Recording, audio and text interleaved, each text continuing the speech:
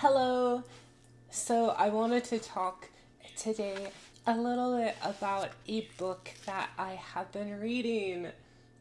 I've talked about this a little bit, but I think that going back to it would be a good step, especially because of like recent political trends and stuff. I believe that it would be good to readdress this book. In it talks about how there is gender diversity in Native American tribes. Now, it doesn't take a genius to say, if there was gender diversity in other cultures outside of European culture, it's not a product of leftist ideology. That's a story that people who are extremely right wing say, because they say everything that's not part of us is directly opposed to us and is part of the counter argument to us and is all part of some maniacal plan to undermine our power and control. They're focused on power and control because they don't have any sort of connection to themselves. They have no inner power or control. That comes from self love, from acceptance, from the own inner adventure and exploration of being. So they focus on controlling things externally in order to compensate for that inner state of psychological distress. So, in this book, they have a whole chapter on gender role change and gender role boundary crossing. Look at that.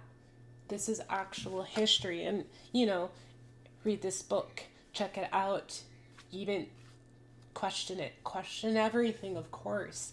But I think that there's a lot of ignorance in society, and a lot of the people who are searching for power and control at the moment are preying on this ignorance to manipulate people.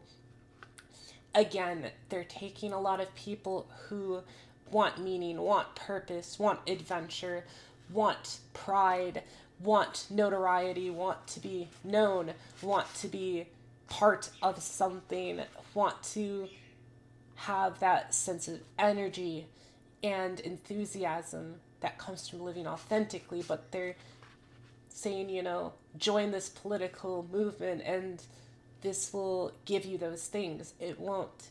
It's trying to rob you of those things. It's the production of a bunch of old people who've lived that way their whole lives, and now they're, approaching death and they're getting scared. And so they're trying to maintain power and control against death. You can't fight death. If you've lived in bad faith, when you get that old, you're going to feel depressed and scared. You're going to feel really scared. And you're just going to want to take as many people with you to the grave or ruin as many lives as you can as an act of revenge. It's all about mitigating their own inner suffering because they've chosen to live lives that were very much based externally in manipulation and accruing things, and that's okay to an extent, but if it robs you of your own individuality, of your own authentic expression and being, your own experience of love and acceptance and kindness within your own heart, you're going to miss those things in reality and you're going to become bitter, angry, and mean. And that's what we're seeing with a lot of our political stances, both sides of it. It's just a bunch of old people arguing left and right. There is no left, there is no right. It's just a construction of people's minds to derive a certain sense of meaning, to derive a certain sense of control.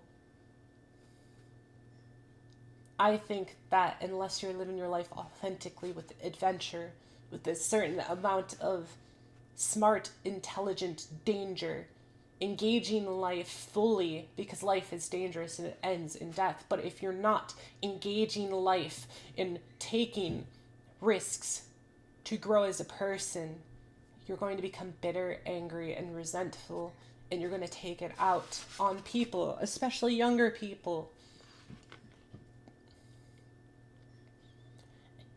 This book is a part of history. There's a lot of people in politics who just want to ignore history. They want to ignore the fact that what is going on now in terms of gender and the treatment of gender diverse people isn't new, it's old.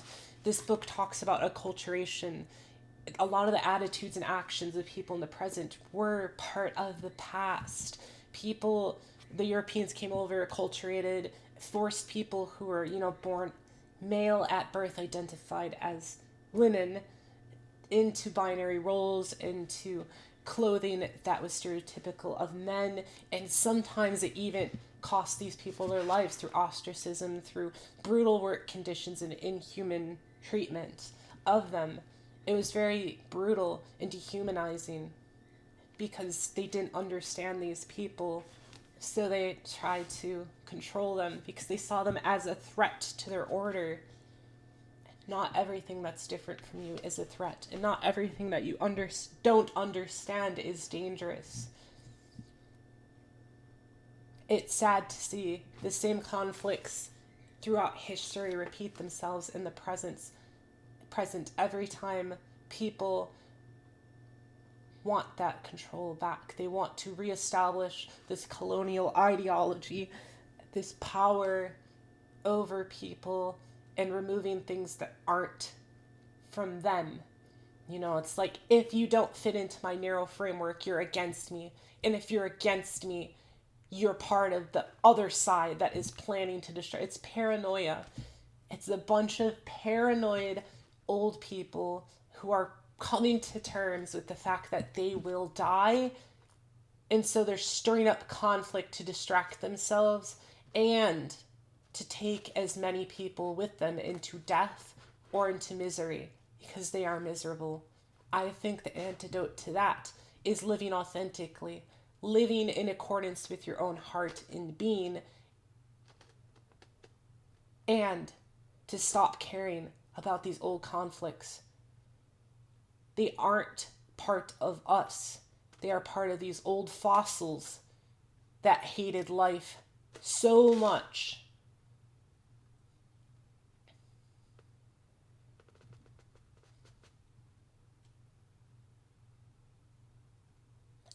Read about colonialism. Read about how DeSoto came and slaughtered people en masse.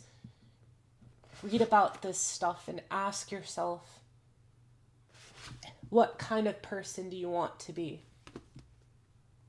Who are you at your core? I don't care what people think or believe. What I care is that people are living authentically from the core of their existence and embracing life. Whatever that looks like. Because I am a humanitarian. I'm not like these people. And of course, I realize the limitations of that. You have people who will manipulate, people who are sociopathic, psychopathic, narcissistic, sadistic, Machiavellians. You have all those people, and that they require a different approach. But I believe the majority of people, you can use a humanitarian approach to them. Humanism, acceptance, understanding. There are always exceptions to the rule.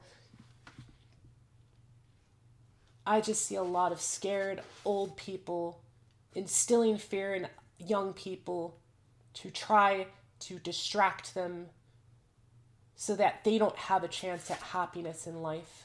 They're trying to ruin it for everybody because they ruined it for themselves.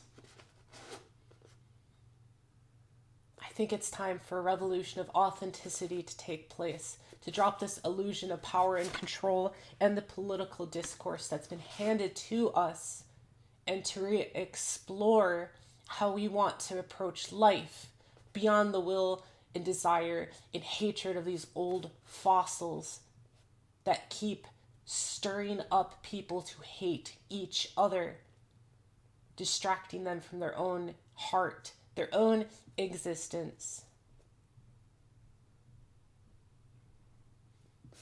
Those are just my thoughts on the current matter. I think people should read books, think for themselves, stop being so amenable to manipulation. If you're ignorant and don't care to learn, you're going to be manipulated by other people and maintain this illusion of power and control. So it's really up to you how you want to live your life.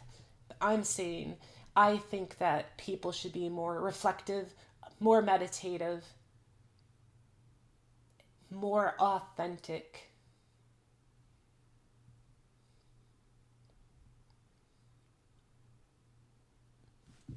Those are just my thoughts. Anyway, bye.